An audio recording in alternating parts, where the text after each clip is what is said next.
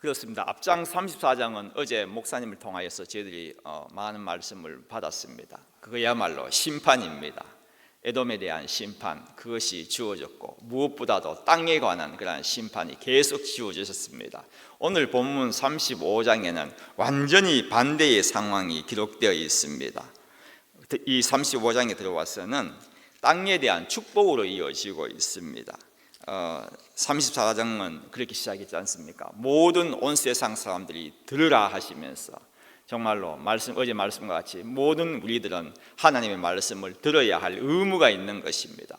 온 땅이여 이 말씀을 들으라 하면서 시작하고, 오늘 이 본문 말씀에는 그것을 들어야 하는 우리에게 축복의 말씀이, 정말 너무나 좋은 축복의 말씀이 계속 그야말로 쏟아부어 주시고 있는 말씀입니다. 그것이 이제 시작되는데 1절에는 이렇게 기록을 하고 있습니다. 광야와 메마른 땅이 기뻐하며 사막이 백합과 같이 피어 즐거워하며 무성하게 피어 기쁜 노래로 즐거워하며, 이렇게 시작을 하고 있습니다. 광야 이꼴 무엇입니까? 피폐함입니다. 사막 이꼴 무엇입니까? 죽음이지 않습니까? 피폐함과 죽음. 그런데 광야와 메마른 땅이 변해가지고 즐거워하게 된다는 그러한 말씀입니다. 하나님은 그렇습니다. 일하시는 하나님이시지 않습니까? 역사하시는 하나님이십니다. 그러니 나의 어떤 나쁜 환경과 상황에서도, 사막 같은 피폐한 나의 인생도 하나님께서 축복으로 바꿀 수 있으신 분을 알려주는 말씀이 이 본문 말씀입니다. 그 다음에 이렇게 기록하고 있습니다. 레바논의 영광과 갈멜과 사론의 아름다움을 얻을 것이라. 찾아봤습니다. 찾아보니까 레바논의 영광과 갈멜과 사론의 아름다움을 얻는다 했는 이 세 지역은 그렇게 기록되어 있습니다. 비옥함과 아름다움으로 유명하답니다. 그 레바논 하면 여러분 기억나십니까? 아름다운 백향목이지 않습니까? 솔로몬이 성전을 지을 때 어떤 나무로 지었습니까? 백향목, 레바논에 있는 백향목을 가지고 와서 지었습니다. 그래서 보니까 레바논 그 사람 찾아봤더니, 여러분 레바논 국기 기억하시는 분 없으실 겁니다. 레바논 국기 안에 정중앙에 들어가 있는 나무가 하나 있습니다. 그것도 당연히 백향목이겠죠. 그럼 그만큼 레바논 하면은 백향목으로 유명한 곳입니다. 갈멜은 웅장한 상수리 나무로 또 유명하답니다. 그리고 사론은 꽃들과 비옥한 목적지로 이제 이름이 나 있다고 합니다. 샤론, 우리 성경에는 찬송가에는 샤론의 꽃 예수라고 되어 있지만 정확하게는 사론입니다. 그죠? 예수님으로 비유되어 있는 이 사론, 거기에는 꽃들과 비옥한 목적지로 그렇게 이름이 나 있다고 합니다. 그것들이, 여기서 그것이라는 것은 구원받은 죄들입니다. 저희들이 여호와의 영광, 그 다음 말씀이 참으로 귀한 말씀이 등장합니다. 우리 하나님의 아름다움을 보리라, 그렇게 기록하고 있습니다. 구원받은 백성들이 하나님의 아름다움을 본다는 그러한 것입니다. 여러분, 무엇이 하나님의 아름다움인 것 같습니까? 저는 이 부분에 있어서 참 많이 묵상했습니다. 참 무엇이 아름다움인가? 세상에는 아름다운 것이 참 많이 있지 않습니까? 참 아름다워라 주님의 세계라는 그 찬송가도 있듯이, 이 자연, 하나님께서 지으신 자연 얼마나 아름다웠습니까? 그러니까 하나님께서도 너무 좋으셨다고 그렇게 말씀하셨지 않습니까? 그러한 아름다움도 있습니다. 정말로 주님 지으신 이 하늘 별빛, 여러분 제가 옛날에 볼리비아에 선교간 적이 있었는데요, 정말 틀립니다. 여기는 별빛 모르겠습니다. 여기 미국도 어느 정도 좋은지 아직 밤하늘 그렇게 쳐다보는 일이 없었습니다만 별로지 않습니까? 일본은 더 말할 것도 없고요. 그런데 역시 틀립니다. 하늘의 그 별빛 얼마나 아름답습니까? 말할 것도 없지 않습니까? 감탄할 정도이지 않습니까? 그런데 그런 아름다움도 있지만은 또 다른 여러 가지 아름다움이 있지 않습니까? 사랑하는 것, 그 얼마나 아름답습니까? 특히 어머니가 자기 아들을 안고, 아들이라기보다 아기를 안고 있는 그 모습 얼마나 아름답습니까? 요즘 제임스 목사님이 지금 이 상황입니다만 자기가 월요일에 한번 교회에 왔더니 그날 근무하더라고요. 근무하는 그 시간이었는데 자기 아기를 누가로, 이름이 누가로 알고 있습니다. 데려와가지고 그렇게 옆에 두고 근무하는 것을 봤습니다. 그때 사모님이 일 가시는 날이기 때문에 어쩔 수 없이 데려왔죠. 참 그 모습이 아름답습니다. 그런 그 초롱초롱한 눈빛을 바라보는 모습, 어머니의 사랑이라는 것은 이것은 말할 필요가 없지 않습니까? 정말 그런 것 같습니다. 사랑보다 더 아름다운 것은 없는 것 같습니다. 본문에는 하나님의 아름다움을 보리라고 하고 있는데 과연 이 아름다움이 무엇이냐는 것입니다. 다윗은요, 내가 여호와께 바라는 딱 한 가지 일이 있다고 하고 있습니다. 그 많은 바람이 있지만, 소원이 있지만은 한 가지의 소원이 있다고 그렇게 말하고 있습니다. 시편 27편에 보면은요, 곧 내가 내 평생에 여호와의 집에 살면서 평생에 여호와의 집에 살겠다고 했습니다. 이 말이 뜻하는 것은 하나님의 말씀대로 내가 살겠다는 뜻이지 않습니까? 내가 평생에 하나님의 집에 살면서, 하나님 말씀대로 살면서 여호와의 아름다움을 바라보며 그의 성전에서 그것을 사모한다고 하고 있습니다. 이 다윗도요, 하나님의 그 아름다움을 사모했다고 그렇게 기록하고 있습니다. 하나님의 아름다움을 평생 동안 사모한다는 것입니다. 그 아름다움이 뭐냐는 것입니다. 하나님의 아름다움이라는 것은요, 다른 것이 아닙니다. 우리를 위하여서 대속에 죽은 그 십자가의 아름다움입니다. 이 세상에서요, 날 위해 돌아가신 그 십자가의 사랑보다도 더 아름다운 사랑은 없습니다. 바울은요, 그의 서신서에서 가장 힘주어한 말이 무엇입니까? 누가 우리를 하나님의 사랑에서, 그리스도의 사랑에서 끊을 수 있으랴? 없다입니다.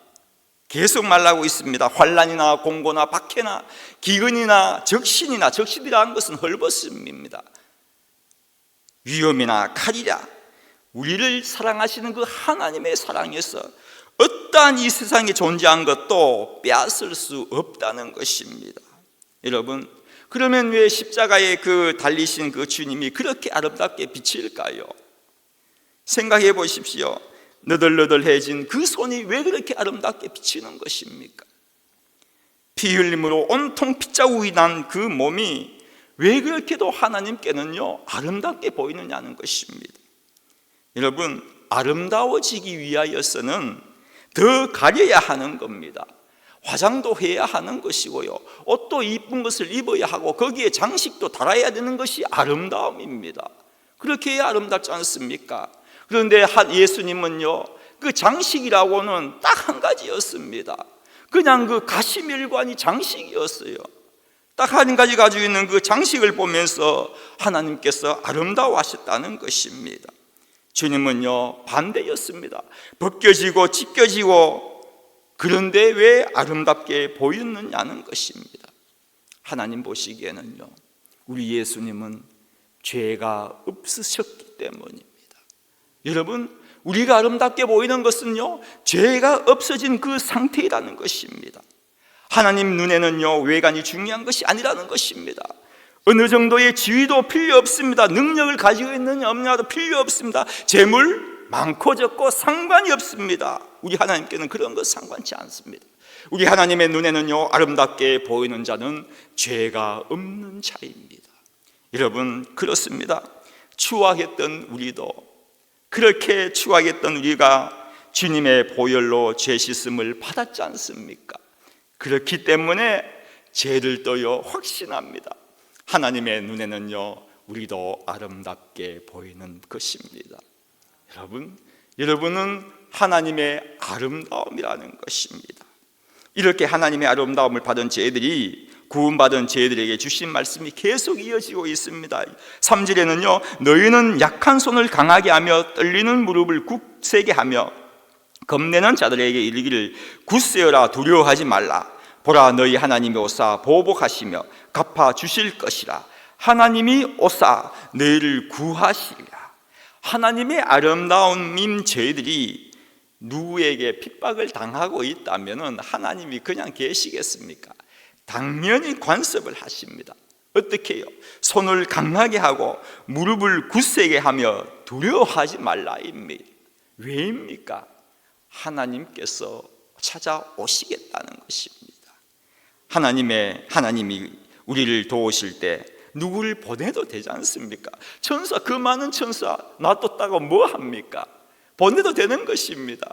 그러나 우리 하나님은요, 직접 찾아오시겠다고 그렇게 하셨습니다. 하나님이 직접 오시는 것입니다. 왜 하나님이 오시려고 하시겠습니까? 왜 하나님이 여러분들에게 직접 찾아오셔야 합니까? 우리는 하나님이 필요하기 때문입니다. 하나님은요, 내 자신이 여러분들에게 필요하기 때문에 하나님께서 찾아오시는 것입니다.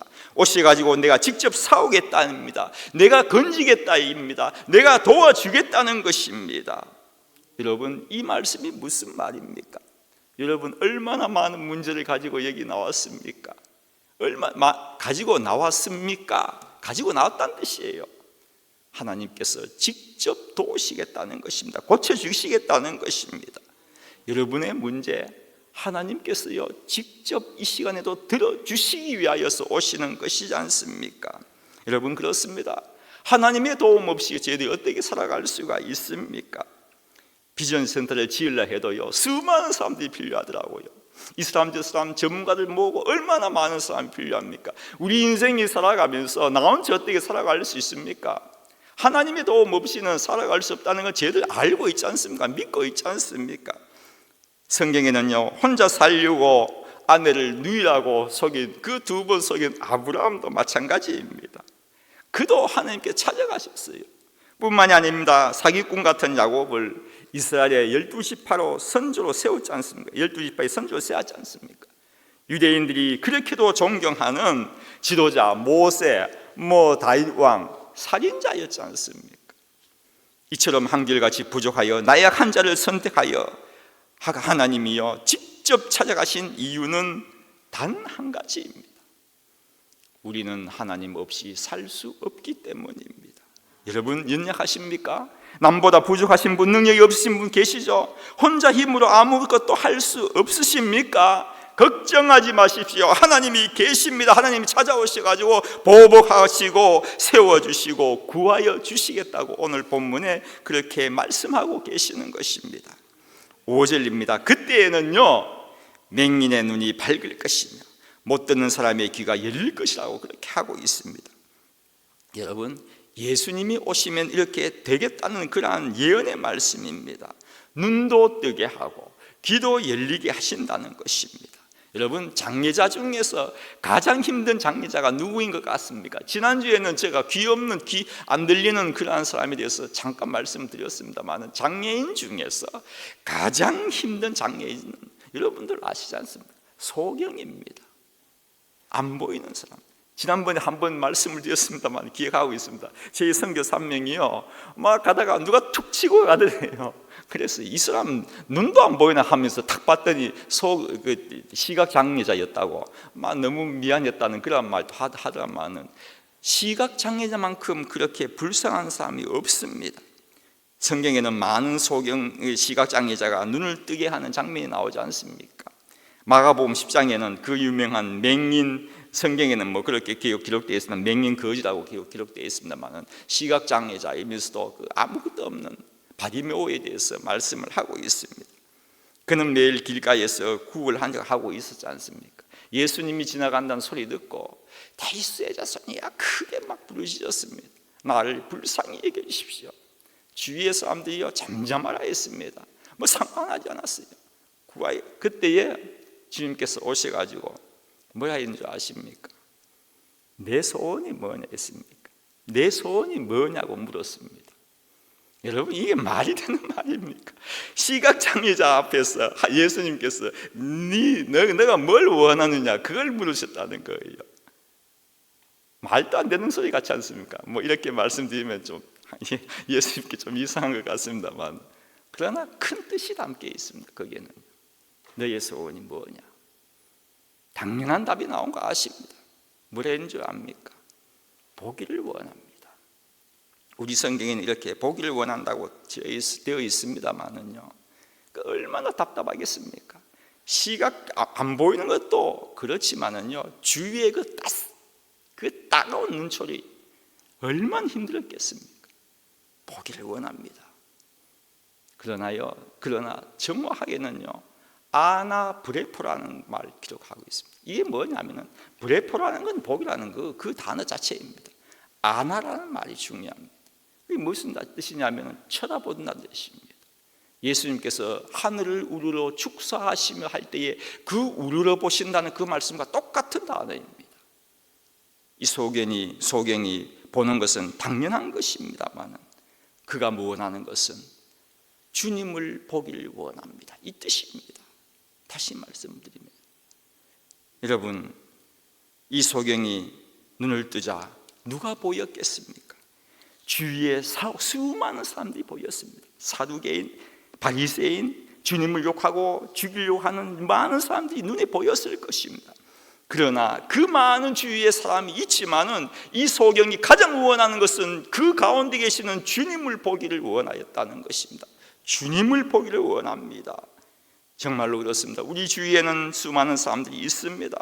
도움을 주는 자들도 있지만 해하려는 자들도 있고요, 나를 넘어뜨리려는 자들도 있지 않습니까? 그러한 상황일지라도 예수님을 나의 중심에 두기만 한다면요, 그 많은 사람들이 있지만 중심에 주님을 두기만 한다면은 아무 문제가 없는 것입니다. 이사야 45장, 우리 같은 이사야 45장입니다만, 땅의 모든 끝이여 나를 바라보라고 했습니다. 그리하고 너희는 구원을 받을지어다. 왜인 줄 아십니까? 이렇게 짓고 있습니다. 나는 하나님이시여 나 외에는 다른 이가 없느니라. 나를 바라보라는 것입니다. 나 외에는 다른 이가 없다고 하십니다. 회복을 원하십니까? 고침을 바라십니까? 더 나음을 희망하십니까? 어떠한 상황에도 주님을 중심에 두시고 주님을 바라보시기 바랍니다. 우리의 소원을 해결해 주시는 분은요, 그렇습니다, 예수님밖에 없지 않습니까? 주위의 군중들이 아닙니다. 그 많은 사람들이 있었지만 아무 소용이 없는 겁니다. 그들은 차라리요, 오히려 시끄럽다고 꾸짖기만 한 사람들입니다. 우리에게 필요한 것은 정말로 주님이십니다. 주님을 내 삶의 중심에 둘 때에 그럴 때의 6절 말씀입니다. 광야에서 물이 솟겠고 사막에서 시내가 흐를 것이라고 하고 있습니다. 8절에는요, 대로가 있는데 구원받는 자들만이 지나갈 수 있다고 했습니다. 사자도 사나운 짐승도 사라진다고 하고 있습니다. 구구절절 기쁜 말씀만 쏟아지고 있는 것입니다. 그리고서는 마지막 절에 이렇게 기록하고 있습니다. 여호와의 속량함을 받은 자들이 돌아오되 기쁨과 즐거움을 얻으리니 슬픔과 탄식이 사라진다고 그렇게 기록하고 있습니다. 여러분, 주님을 나의 삶의 중심에 둔 자들에게 주어진 축복입니다. 우리에게 있는 슬픔과 탄식은 정말 그렇습니다. 다른 것으로는 해결할 수가 없습니다. 하나님께서 주시는 기쁨과 즐거움을 얻어야만이 슬픔과 탄식이 사라지는 것입니다. 여러분, 복음 안에서, 주 안에서, 하나님의 역사 안에서만이 우리에게는요, 슬픔이 사라지고 기쁨과 즐거움이 다가오는 것입니다. 그렇습니다. 십자가에 아름다움이 없는 자에게는요, 기쁨이 있을 수가 없습니다. 구원의 그 감격이 없는 자에게 어떻게 기쁨과 즐거움이 있을 수가 있겠습니까? 복음의 기쁨, 오늘도 여러분들 누리면서 사시는 분들 되시기를 바랍니다. 그 복음의 그 기쁨의 능력이 있기 때문에 오늘도 감히 우리가 여기서 나와서 기도할 수 있는 것이고, 무엇보다도 하나님께 구원의 그 기쁨을 만끽하지만은 무엇보다도 내가 원하는 것이 응답받는 것이지 않습니까? 하나님은 분명히 직접 오십니다. 직접 찾아오셔가지고 여러분 한 분 한 분의 귀를 기울이실 것입니다. 믿으면서 기도하시는 오늘 하루 되시기를 바랍니다.